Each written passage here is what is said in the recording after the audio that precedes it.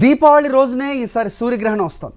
దీంతో దీపావళి అదే రోజు జరుపుకోవాలా లేకపోతే ముందు రోజు జరుపుకోవాలా, సూర్యగ్రహణం తర్వాత రోజు జరుపుకోవాలా?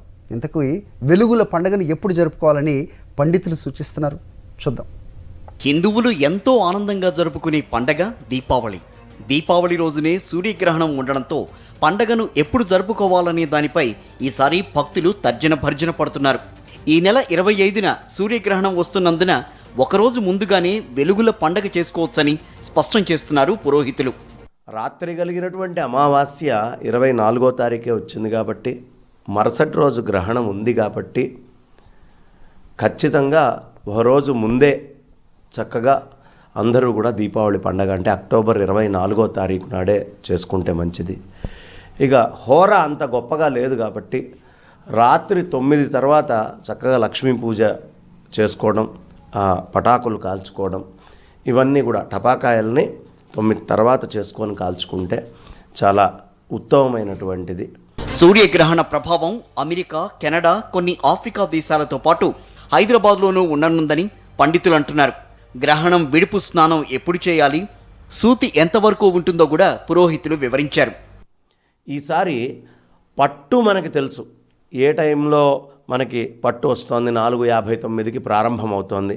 మధ్యకాలం 5:45, అది రాత్రి 6:15, 19 ఆ ప్రాంతం దాకా కూడా ఉంది. కానీ సూర్యాస్తమయము 5:45 అవుతోంది కాబట్టి, గ్రహణము పూర్తయ్యే లోపలకే అస్తమానం అవుతోంది కాబట్టి సాధారణంగా 25వ తారీఖు నాడు రాత్రంతా కూడా మీరు ఆ సమయానికి మీరు విడుపు స్నానం చేసినా దీని యొక్క ఆ సూతి అనేటటువంటిది మరుసటి రోజు ఉదయం సూర్యుడిని చూసేదాకా కూడా ఉంటుంది. అందుకని ఆచారం ఉండి చక్కగా నిత్యము ప్రతి సంవత్సరం ఆచరించేటటువంటి వాళ్ళందరూ కూడా ఆ రాత్రంతా ఏమి తీసుకోకుండా మరుసటి రోజు ఉదయం ఆహారాదులు తీసుకుంటే చాలా మంచిది. ఎందుకంటే నవంబర్ 8న కార్తీక పౌర్ణమి రోజున మధ్యాహ్నం 2:38 నుంచి సాయంత్రం 6:18 వరకు సంపూర్ణ చంద్రగ్రహణం ఏర్పడుతోంది. దీనిని దృష్టిలో పెట్టుకుని ఒకరోజు ముందుగానే అంటే నవంబర్ 7నే కార్తీక పౌర్ణమిని జరుపుకోవాలని పండితులు సూచిస్తున్నారు. సూర్య చంద్ర గ్రహణాల సమయాల్లో పట్టు విడుపు స్నానాలపై ప్రత్యేక శ్రద్ధ తీసుకోవాలని అంటున్నారు. పట్టు స్నానము, విడుపు స్నానము ఖచ్చితంగా చేయాలండి. ఈ గ్రహణాలకి పట్టు స్నానం ఎప్పుడు పడుతుందో అప్పుడు స్నానం చేయాలి.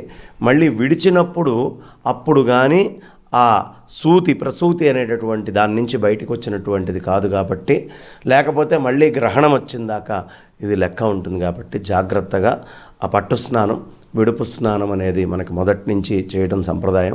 బాగా అనారోగ్యంతో ఉంటే కాస్త విడుపు స్నానం, లేదా అంత భస్మ స్నానం అయినా అంటే అంత విభూదైనా కాస్త ఒంటికి పెట్టుకొని చక్కగా ఒంట్లో బాగున్నప్పుడు దానికి తగ్గటువంటి ఆరోగ్య విధానాలన్నింటినీ చేసుకుంటే చాలా ఉత్తమం.